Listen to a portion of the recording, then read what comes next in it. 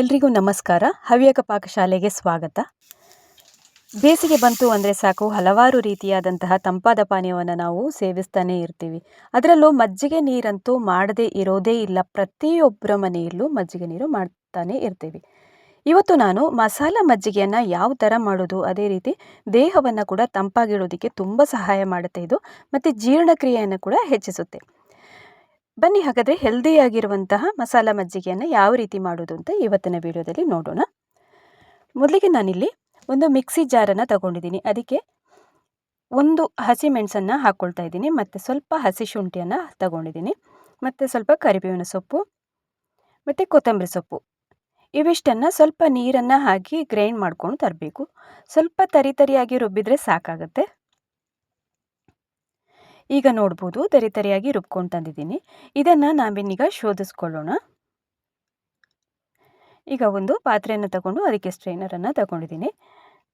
ಇದಕ್ಕೆ ಬೇಕಿದ್ದರೆ ಒಂದು ಸ್ವಲ್ಪ ನೀರನ್ನು ಕೂಡ ಆ್ಯಡ್ ಮಾಡಿಕೊಂಡು ನಾವು ಶೋಧಿಸ್ಕೊಳ್ಬೋದು. ಆವಾಗ ಚೆನ್ನಾಗಿ ಅದರ ಸತ್ವ ಎಲ್ಲ ಬಿಟ್ಕೊಳ್ಳುತ್ತೆ. ಈಗ ನೋಡಿ, ಶೋಧಿಸ್ಕೊಂಡಾಗಿದೆ. ಇನ್ನೀಗ ಇದಕ್ಕೆ ಮಜ್ಜಿಗೆಯನ್ನು ಹಾಕ್ಕೊಳ್ಬೇಕು. ನಿಮಗೆ ಎಷ್ಟು ಪ್ರಮಾಣದಲ್ಲಿ ನೀವು ಮಾಡ್ತೀರೋ ಹಾಗೆ ಮಾಡಿಕೊಳ್ಬೋದು. ನಾನಿಲ್ಲಿ 1.5 ಲೋಟ ಆಗುವಷ್ಟು ಮಜ್ಜಿಗೆಯನ್ನು ಹಾಕ್ಕೊಂಡಿದ್ದೀನಿ. ಸ್ವಲ್ಪ ಹುಳಿ ಇರಬೇಕದು, ಆಗ ಮಾತ್ರ ನಮಗೆ ಒಳ್ಳೆ ಅದರ ಟೇಸ್ಟ್ ಕೂಡ ಕೊಡುತ್ತೆ. ಆಮೇಲೆ ಈಗ ಸ್ವಲ್ಪ ಕೊತ್ತಂಬರಿ ಸೊಪ್ಪನ್ನು ಸಣ್ಣಕ್ಕೆ ಹೆಚ್ಚಿರೋದನ್ನು ಹಾಕಿದ್ದೀನಿ, ಮತ್ತು ಸ್ವಲ್ಪ ಪೆಪ್ಪರ್ ಪೌಡರ್ ಮತ್ತು ಬ್ಲ್ಯಾಕ್ ಸಾಲ್ಟನ್ನು ಹಾಕ್ಕೊಂಡು ಚೆನ್ನಾಗಿ ಮಿಕ್ಸ್ ಮಾಡಿಕೊಳ್ಳೋಣ. ಇನ್ನೀಗ ಇದಕ್ಕೆ ಒಂದು ಒಳ್ಳೆ ಒಗ್ಗರಣೆಯನ್ನು ಕೊಟ್ಕೊಳ್ಳೋಣ. ಅದಕ್ಕಾಗಿ ನಾನು ಒಗ್ಗರಣೆ ಸೌಟಿಗೆ ಒಂದು ಸ್ವಲ್ಪ ಕೊಬ್ಬರಿ ಎಣ್ಣೆಯನ್ನು ಹಾಕಿ, 1 ಸ್ಪೂನ್ ಆಗುವಷ್ಟು ಜೀರಿಗೆ ಮತ್ತು ಒಂದು ಸ್ವಲ್ಪ ಸಾಸಿವೆ, ಕೊನೆಯಲ್ಲಿ ಪುಡಿ ಇಂಗನ್ನು ಹಾಕಿದರೆ, ಒಗ್ಗರಣೆಯನ್ನು ಕೊಟ್ಟರೆ ಸೂಪರ್ ಆದಂತಹ ಮಸಾಲ ಮಜ್ಜಿಗೆ ಕೂಡ ರೆಡಿ ಆಗುತ್ತೆ. ನೀವು ಇದಕ್ಕೆ ಬೇಕು ಅಂದರೆ ಇನ್ನು ನೀರನ್ನಾದರೂ ಆ್ಯಡ್ ಮಾಡ್ಬೋದು, ಅಥವಾ ಸ್ವಲ್ಪ ಹುಳಿ ಮಜ್ಜಿಗೆ ಇಲ್ಲ ಅಂತಂದರೆ ನಿಂಬೆ ಹಣ್ಣನ್ನಾದರೂ ಹಿಂಡ್ಬೋದು. ಮತ್ತು ಐಸ್ ಕ್ಯೂಬನ್ನು ಕೂಡ ಹಾಕಿದರೆ ತುಂಬ ಚೆನ್ನಾಗಿರುತ್ತೆ. ಬಟ್ ನಾನಿಲ್ಲಿ ಇವತ್ತು ಹಾಗೇ ಮಾಡಿದ್ದೀನಿ, ಐಸ್ ಕ್ಯೂಬನ್ನೆಲ್ಲ ಹಾಕೋದಕ್ಕೆ ಹೋಗಲಿಲ್ಲ.